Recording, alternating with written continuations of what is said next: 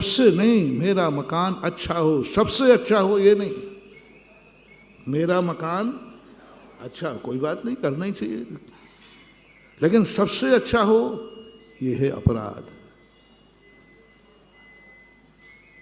मेरा ज्ञान सबसे अच्छा हो, कोई बात नहीं, ज्ञान तो अच्छा करना ही, लेकिन हमने क्या लगा दिया, सबसे अच्छा। प्रवचन अच्छा होना चाहिए या नहीं, बोलो ना। मैं भी भावना करूं कि प्रवचन अच्छा हो, बोलो ना।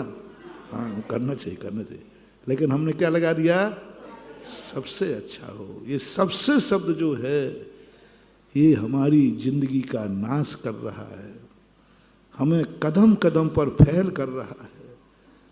हम एक कदम बढ़ते हैं 10 कदम पीछे कर देता है। हम इतनी मेहनत करते हैं लेकिन किसी में फायदा नहीं होता। व्यक्ति कहता मेरा इतनी मेहनत पढ़ता हूं लेकिन पास नहीं हो रहा हूं, कमाता हूं धन आ नहीं रहा, इंटरव्यू दे रहा हूं फेल हो रहा हूं, सब पे मैं पास हो जाऊं, बेटा फेल होने के लक्षण है। महाराज जी 1 लाख बैठे हैं इंटरव्यू में और सब में मेरा नंबर, सब में अब नहीं आ सकता। मेरा सोच, मेरा सिद्धांत, मैं शास्त्रों की नीतियों में बड़ा डीप में जाता हूं। सामने वाला जब कोई इंटरव्यू लेने करने आता है ये पूछता महाराज सब में मेरा अच्छा नंबर हो, सारी क्लास में सबसे ज्यादा मेरे नंबर हो, मैं आशीर्वाद ही नहीं देता हूं क्योंकि इसके नंबर अच्छे आएंगे ही नहीं। मैं आशीर्वाद देते ही नहीं, मैं हाँ भाई ठीक चल, उठा देता हूं, क्योंकि इसने क्या शब्द लगा दिया, सबसे अच्छे नंबर मेरे हों, वो कभी अच्छे नंबर ला ही नहीं पाएगा। जितने इंटरव्यू देने आए उनमें सबसे अच्छा इंटरव्यू, महाराज मेरा इंटरव्यू सबसे अच्छा हो ही नहीं सकता, हो ही नहीं सकता। और बोलो ये आदत अनादि काल से प्राय आत्मा में है कि नहीं है। बस आज एक सूत्र ले लो, मंत्र ले लो, हमारे विफल होने का कारण क्या है। हम अच्छा होना चाहते हैं, हो ही नहीं पा रहे। हम अच्छा सोचना चाहते, सोच ही नहीं पा रहे। हम बड़े बनना चाहते, बड़े बन ही नहीं पा रहे। हम ज्ञान करना चाहते हैं, पढ़ रहा हूं, ज्ञान नहीं हो रहा, दिन रात मेहनत करके इंटरव्यू दे रहा हूं, पास ही नहीं हो रहा हूं। इन सब के पीछे एक शब्द अपनी गलती हुई, हमेशा हमने हर चीज के सामने सबसे शब्द लगा दिया। आज हमें आदिनाथ जयंती पर यह सबसे शब्द का त्याग करना है, जिंदगी में कभी मत आने देना। स्पर्धा और ईर्षा ये दोनों हमारे पतन का कारण बनते हैं। ईर्षा में सामने वाले को रोक रहा है, स्पर्धा में वह उसको पीछे कर रहा है। ईर्षा ज्यादा खतरनाक है। 2 चीजों का मोटिवेशन दे रहा हूं। एक ईर्षा, ईर्षा तो इतनी खतरनाक है, स्वयं बढ़ने का भाव नहीं कर रहा है, ये क्यों बढ़ रहा है।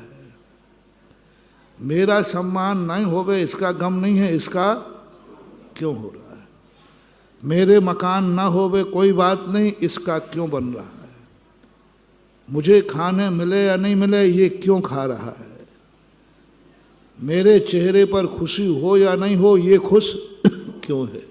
ये ईर्षा है, ये तो खतरनाक है। इसको तो कभी जीवन में पनप नहीं मन देना। देख दूसरों की बढ़ती को कभी न ईर्षा भाव करो। महानुभाव, तुम कुछ नहीं कर सकते हो तो कम से कम एक काम करो, ईर्षा नहीं करना। दूसरा आगे बढ़ रहा है, ईर्षा मत करना। बस ईर्षा ऐसी अग्नि है जो जला के भस्म कर देती। कितना भी अपना पुण्य हो, ये क्यों आगे बढ़ रहा है, इसको कैसे रोका जाए। ये तो आगे ही बढ़ते जा रहा है, तुम कभी नहीं रोक पाओगे इसको। ये शक्ति खत्म क्यों हो गई तुम्हारी। कि सामने वाले के सामने वो कार्य कर रहा है, तुम करने लायक ही नहीं रहे, तुम असमर्थ हो गए। क्यों? क्योंकि तुमने कभी किसी के कार्य की ईर्ष्या की होगी, तुम समर्थ नहीं हो। वही वाली बात, मिलकर बैठे हैं बैठक में जुगनू सारे, मिलकर बैठे हैं बैठक में जुगनू सारे। मुद्दा क्या है? सूरज को कैसे हटाया जाए। मुद्दा क्या है? कैसे जाओ। और है कौन? मिलकर बैठे हैं। महफिल, आप अपनी महफिल ले लो, क्योंकि महाराज का महाराज मीटिंग तो नेताओं में होती है, तुम्हारी महफिल ले लो। मिलकर बैठे हैं महफिल में जुगनू सारे, चर्चा कर रहे हैं सूरज को कैसे हटाया जाए। क्योंकि वो जान रहे हैं कि सूरज रहेगा तब हमारी जुगनू चमकने वाली नहीं है। ये कभी अपनी जिंदगी में मत लाना।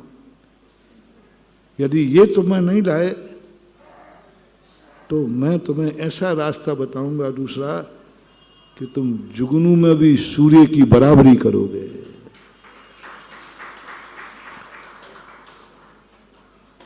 तुम्हारी स्थिति बहुत आगे बढ़ जाएगी। तुम जुगनू बनो, कोई बात नहीं, तुम जुगनू हो, इसका गम मत करना।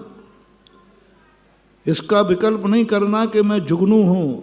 बस एक विकल्प छोड़ दो, मैं सूरज को कभी हटाने का भाव नहीं करूंगा। क्योंकि सूरज कितनों का उपकार कर रहा है। लो सूरज डूबता है, लो सूरज डूबता है, संभालो ये देश, संभालो ये अंधकार।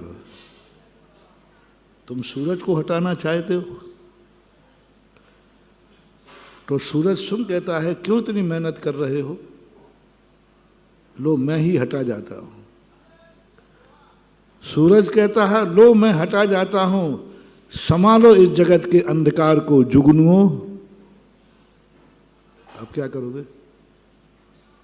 सूरज हटाना से वो हट गया, अब सारे संसार की जुगनियां मिलकर के अंधकार हटा देंगे। फिर ये बद्दुआ किसको मिलेगी? तो अभी तो जुगनू हो। हाँ, एक बहुत पहले जुगनू पिक्चर चली थी, वो टोप वाली, वहां जुगनू नाम है मछली का।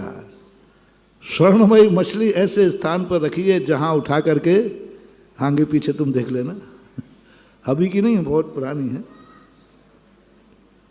तो वो जुगनूपना भी तुम्हारा खत्म हो जाएगा। क्योंकि अब सारा जगत तुमसे कहेगा, तुमने तो मीटिंग कह के कह दिया इस सूरज को हटा दो, सूरज को हटा दो। तो कुछ लोग जुगनुओं का बहुमत देख लिया। कितनी जुगनुआ, जुगनू ज्यादा होती है कि सूरज ज्यादा होते हैं? तो कुछ लोग जुगनुओं की संख्या देखकर, कई लोग होते हैं जो सत्य को नहीं पकड़ते, भीड़ को पकड़ते, सत्य को नहीं पकड़ करके बहुमत को पकड़ते। तो उन्होंने कहा जुगनुआ तो जो देखो वही कह रहा, हाँ सूरज को हटा दो, सूरज को हटा दो।